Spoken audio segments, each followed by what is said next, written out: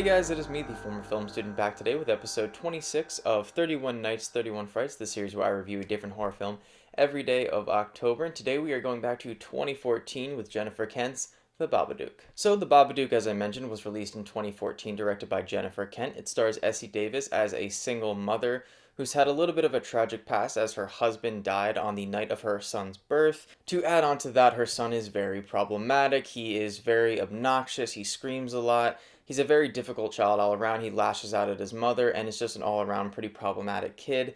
And then things just get worse for the family after reading a children's book about this character known as Mr. Babadook, and the character seemingly starts to haunt the family. So, as it sounds when I describe the plot, it sort of sounds like a by the numbers sort of haunting film. In the realm of how it explores the sort of paranormal elements, it really doesn't do anything that unique or interesting, but what I really found fascinating about this film when I first watched it is that it does a great job at talking about mental illness and depression.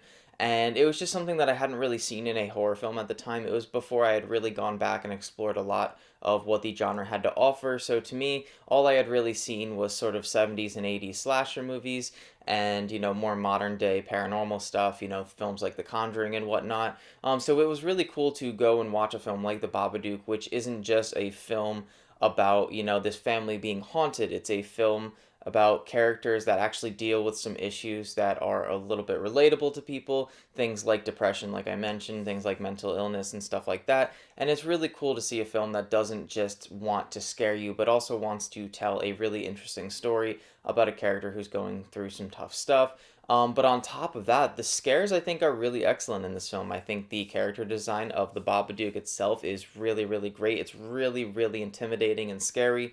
One of the best scenes in the film is when Essie Davis' character is reading the book to her son, and it just gets progressively more and more creepy and unsettling as she reads the book, and she realizes this isn't a book that she bought the kid, and that she has no idea where this book comes from. It gets a little silly after that. They try to burn the book and they try to get rid of it, and it just sort of keeps popping back up. Very similar to what you've seen in the Annabelle films and stuff like that. And it's not an amazing film from a technical standpoint. There's a lot of things that I wish were done differently. I think this had a higher budget than a film like It Follows, but looks significantly worse in terms of its cinematography. And it's also just edited really strange in certain parts. There's a lot of editing choices that I feel like should have been changed or should have just been handled a little bit better. But the star of the film, in my opinion, is Essie Davis as the main character. I remember being really pissed off at the Oscars that year for not nominating her for Best Actress, and I know a lot of other people were as well. She gives a full on performance in so many different scenes in this film, really giving it all, really chewing up the scenery, and just giving a full on performance. And it was so impressive to see, because again, up until that point, I hadn't really seen an amazing performance in a horror film before, and so watching The Babadook for the first time and being like, wow, that was really incredible. And I think what helps elevate her performance outside of Essie Davis just being a great actress is the fact that the character is written so well and that they give her so much depth and personality that she's not just this stock character in a horror film. And it all blends together to create a really fascinating character that sort of props the film up higher than I think it might have been otherwise had it not had such an interesting main character. And as I mentioned, the scares in this film are pretty good. I mentioned the scene where she's reading the book to her son, where we're sort of first introduced to this Babadook character, but there's also some other really great scenes in this movie that I think do a really good job of effectively scaring you as an audience member. One in particular being when the Babadook character sort of comes into her room and she hides under the covers, and it has this really creepy, raspy voice to it, and it's really, really unsettling, really, really frightening.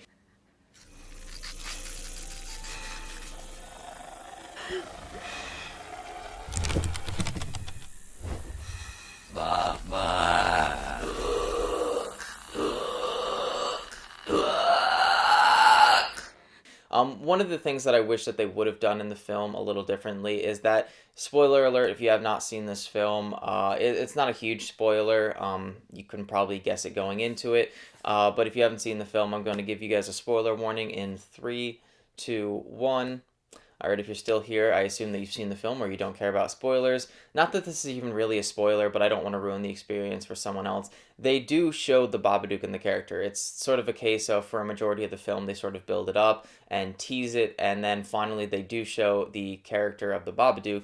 And I really wish that they hadn't. I think in this case, less would have been better, and it would have been probably better for the film had it not shown what the character looked like. It would have been creepier and more unsettling if we didn't get a full-on glimpse of what the Babadook actually looks like, and it just left it up more to our imagination. Because in my opinion, they do a great enough job already showcasing the character, what it looks like inside of the book that they read, and it's already creepy enough imagery that showing it actually in the film, it sort of just served to hurt the movie and not enhance it. Whereas if they would have just left it more up to your imagination and trying to put together and piece together what it would look like if it actually did come to life, I think would have just been more effectively scary for the audience. I also think that although the technical elements in this film are a little weak in certain areas, the editing and the cinematography aren't all that amazing. The color grading also is a little off-putting. It has sort of a dry and dreary look, but it sort of is an eyesore in a way. It doesn't make the film really look creepier in a sense. It sort of just looks flat and uninteresting. But to add on to that, I do think that Jennifer Kent did a great job directing this film. I believe it's her directorial debut, and I have not gone on to see her second film, The Nightingale, which apparently came out either last year or the year before, which is apparently really phenomenal, and I just have not gotten around to seeing it. It's been on my watch list for a long time now, and I do really want to get to it. I know it's streaming on Hulu. Apparently it's really, really fantastic, but I think as for a directorial debut, I think The Babadook is still really great in terms of a lot of different elements. I think it's a well-written story with interesting characters, especially the main character. I think it has a great performance from Essie Davis in it, and I think the overall direction, while being not all that amazing, is still pretty strong, especially for a first-time director, and I was just overall really impressed with a lot of the things that went on in this film. I always also describe this film, and it always gets laughs, but I describe this as the best condom commercial ever made, because the kid in this movie is goddamn annoying. This kid is so frustrating to watch. Anytime he screams and wails like a baby, my god, you just want to choke the kid out. And you sort of feel bad for him because, yes, he did lose his father, and, you know, his mother is a little absent-minded sometimes just because she's dealing with depression. But in the end, you just feel so badly for the mom played by Essie Davis because, man, she's already dealing with depression. She's dealing with this goddamn Mr. Babadook thing haunting her, and her kid still will not give her a break. She like can't get any sleep. The kid whines, it screams.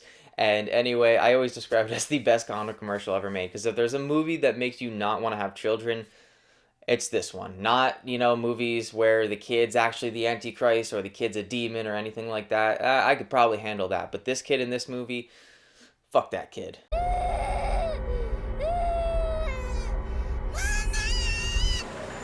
Well, that is it for today, guys. I've said all I want to about The Babadook. In the end, I think this is a really great movie. It's not amazing, it's not a 10 out of 10, but it's probably somewhere around a 6 or a 7 out of 10. I think it does a lot of things right. I think these scares are pretty effective. I think Essie Davis is great as the main character, and I think for a directorial debut, Jennifer Kent did a really fantastic job directing this film. Some of the technical elements, as I mentioned, are a little weak. The editing and cinematography can be a little bit poorly done at times, and the color palette of the film is a little off-putting. And I wish that they wouldn't have shown the Babadook character and just left it up to our imaginations. But all in all, I think this is a fun movie. I think this is a pretty good scary film. I view it in the same way as I do a film like Sinister. It's not as well made in terms of its technical elements, but I think as far as being a scary film, it does a pretty damn good job at that. So let me know in the comments down below if you've seen The Babadook and what your thoughts are on it. I'd love to interact with you guys. Let me know if you like this movie, if you hate it. If you do go watch this movie, because I do recommend it, and you hate it, of course, again, I apologize. It's not for everyone, but I enjoy it. I think this is one of the more accessible films that I've talked about in this series. It's not really an old-timey classic movie that you need to really love the genre to enjoy, and it's not a very artsy film from modern day that you really need to care about the technical elements to also get some enjoyment out either. It's just sort of a not even mainstream, but it's sort of an easily accessible horror film with a lot going for it. Well, that is it for today, guys. As always, if you liked the video, make sure to click the like button. Subscribe to me if you want to hear more from me. Make sure to click the little bell notification button so you do get notified when I post new videos. Look forward to more episodes of my 31 Nights, 31 Frights series. We have a couple more movies to talk about. And also look forward to my Texas Chainsaw Massacre review. It was episode 17. I have a little free time today, so I might actually get that out today. Hopefully, fingers crossed. If not, you'll see it soon. Anyway, that is it, and I will see you guys on the next episode.